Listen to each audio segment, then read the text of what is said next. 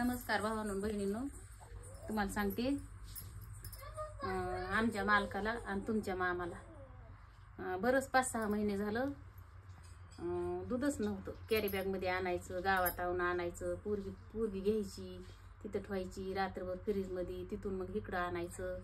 ती माझ्या बारक्या भावाकडून आज म्हैस आणली आणि माझा पालोनचा मेहुणा घेऊन आलता म्हैस. तर माझ्या आईने तिथून म्हैस भरून देताना हात पुराणा चला यायना आणि कशी सीताफळ काढली असते ना. मोठ्या मोठ्या सीताफळीची झाड आहे त्यांच्या तिथं, लेकरं येंगून काढी तिथं. आणि हा बाई हे तिला म्हणलं त्या दिवशी आम्ही घाटातून 25 रुपयाला सीताफळ घेतलं होतं. तेच तिच्या ध्यानात राहिलं, काय म्हणावं का नाही म्हणावं, कशी काढले आणि कशी नाही, उठा येईना बसा येईना लवकर. हा बाई सीताफळ त्या पाहुण्यापाशी सकाळी म्हशी बरोबर लावून दिले, ते म्हैस दिली, मुरकी घालून कशाला खाली काढायला लागली? पिकत ना. नाही ती मी तशीच नेते ना पिशवी. नको बाई, अगं तशीच पिशवी नेते ना. आता बास ना, धर ना, ठेव ना मध्ये पिको घालायला. आणि घाटी बांधून दिली, मुरकी घालून दिली भावानी माझ्या. म्हैस पुन्हा वाशाईने भादरली, इकडं म्हैस भादराय माणूस भेटत नाही म्हणून. आणि तिथून भरून दिली. आणि ही माझी पालवणची बहीण, पालवणच्या बहिणीने काय काय दिले मला. विकत घ्यायला गेल्या ह्या सगळ्या गोष्टी भेटतात यात, पण हे काय म्हणतात ना, ते प्रेमाने दिलेलं ते अलगच असतं. हवा आळूचे पानं आपल्या घरचे, त्यांच्या बोरपशी आहेत. हे आळूचे पानं दिले, ते अजून काय दिले हवा, त्यांच्या रानातली मेथीची भाजी. हवा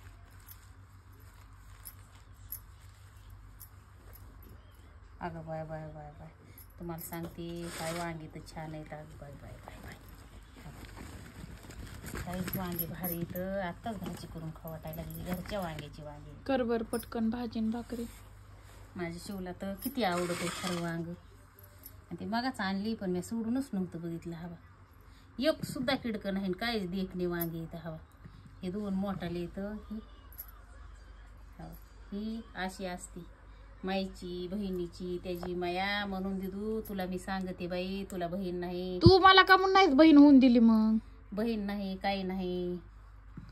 मग तुझं काम होतं ना आम्हाला बहीण द्यायचं. बाई माझं कशाला तू सांगती, माझ्या जीवाचे किती हाल. जंगलात राहत होते, म्हणलं एक भाऊन एक बहीण, लय खंडी भरबी काय होऊन देण्यात मज्जा नाही. एवढे देवाने म्हातारी करावात, सांभाळावात, सुखरूप ठेवावात. तुझा बाप 8 दिवसातून एखादी बार घरी यायचा, आणि ह्या जंगलामध्ये तुला कसं सांभाळलंय म्या. असं कुणा शेजारी सुद्धा नव्हता की तुला त्याच्यापाशी ठेवीन आणि ह्या हितवर त्या तिथवर जाईन. आताच्या पुरीला पेशील एक माणूस आहे सांभाळाय. तुझ्या लेकराला मी सांभाळते, तू बियाजार आहे, मी बियाजार आहे, आपलं सगळं घर बियाजार आहे त्याला एकलं सांभाळायला. आणि 2-4 जनावर, पाण्याचा नाही पत्ता इथं, झाड नाही बाई, दारात सुई नव्हती, हे दारात पत्रे नव्हते, घराच्या पाठीमागे बोरीचं झाड होतं ना. हा बा हे घर होतं. आणि आडूला पाळणा बांधलेला होता, आणि आडूला दाव बांधलेलं होतं, त्याच्यातली शिंदीची पाटी ठेवलेली होती. आणि असं 5 मिनिटं जर कुठं जर जायचं म्हणलं तर असं काळ कुत्र सुद्धा नव्हतं की इथं ह्या लेकराला लक्ष द्या.